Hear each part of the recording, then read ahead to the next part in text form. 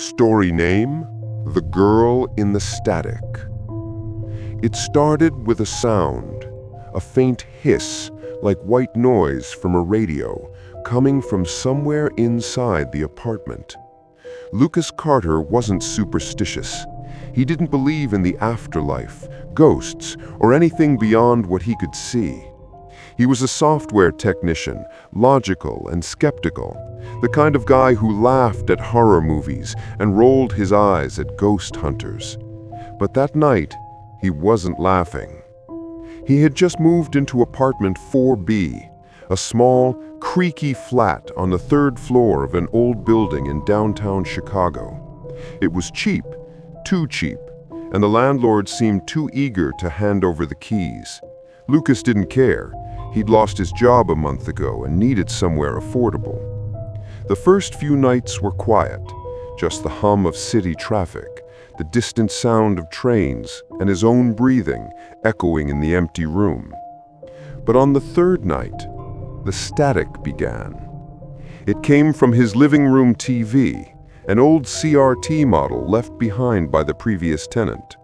Lucas had planned to throw it away, but hadn't gotten around to it yet. Around 2:47 a.m., the sound woke him.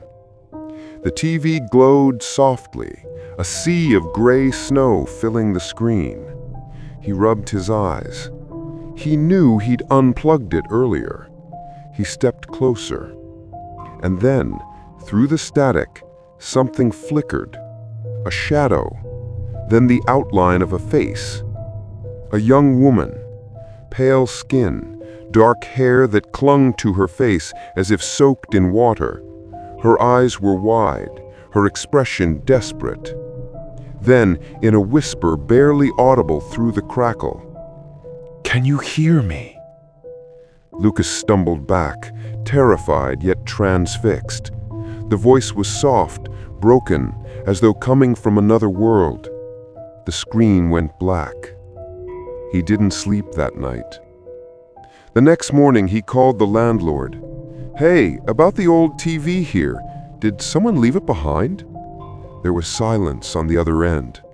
Finally, the landlord muttered, "Yeah, the last tenant. He complained about it. Said he saw a girl in the static." Lucas froze. What happened to him?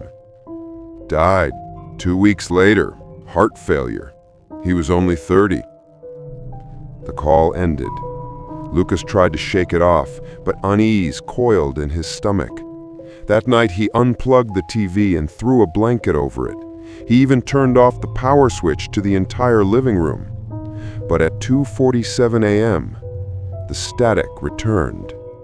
The sound was inside his ears this time, not from the TV, but from everywhere. The walls seemed to vibrate, and the air felt thick. Lucas crept into the living room. The blanket was gone. The TV glowed faintly again. The girl was there, closer. Her lips were moving slowly, forming words he could almost read. "Please, help me." Her eyes darted side to side, like she could see something else behind her. Then the picture glitched violently, her face tearing apart in pixelated fragments before the screen went black again. Over the next few days, Lucas became obsessed. He searched online, looking for any record of a haunted TV, a missing woman, or unexplained electrical deaths. He found a thread on an old paranormal forum.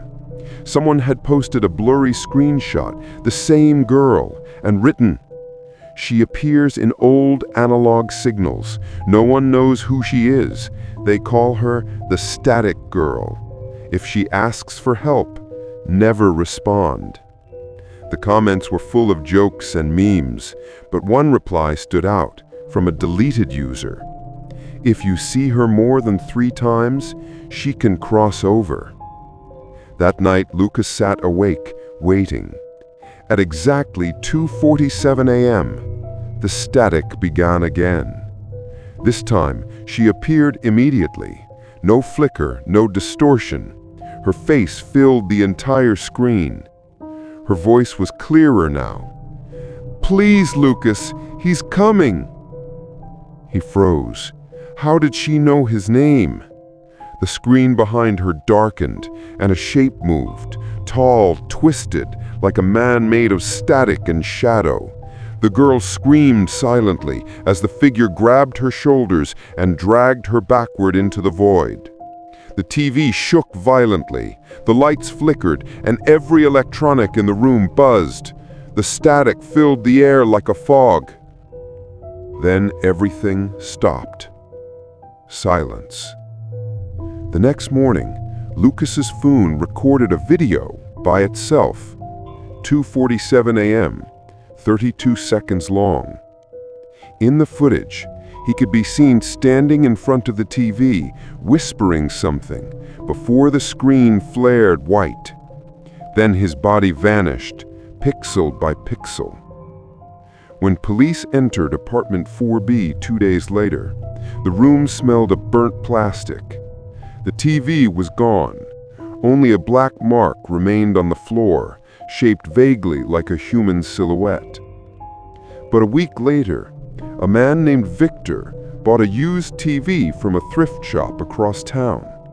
When he plugged it in that night, it worked fine until 2:47 a.m. A faint hiss began. Then a figure appeared in the static. A man's face this time. His lips moved slowly. "Help me."